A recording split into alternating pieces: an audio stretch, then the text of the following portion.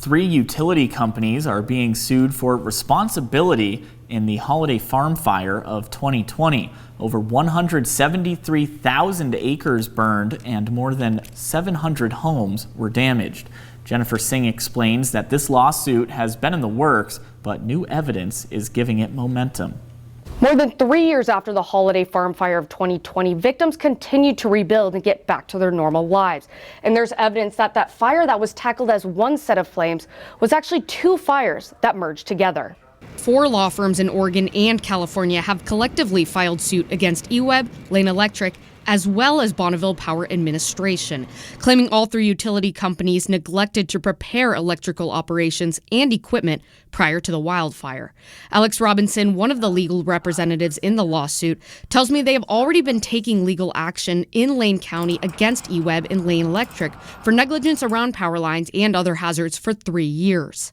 It wasn't until the end of last year that we discovered new evidence that pointed to Bonneville Power Administration sparking a second fire Labor Day of 2020.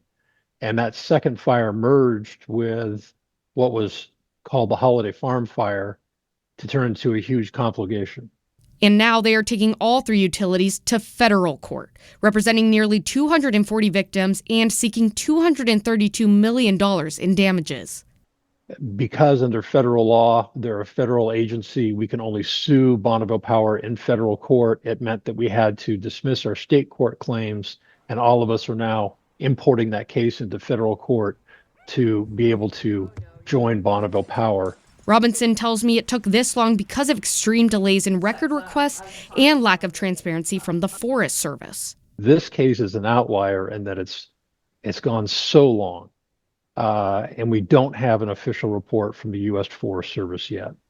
And Bonneville Power played hide the ball with us for so long. So it's really unfortunate because it's almost like victimizing our clients a second time. I reached out to the 3 utility companies for comment. EWEB and Lane Electric both wrote in a statement that they cannot make comments at this time. And I'm waiting to hear back from Bonneville Power Administration.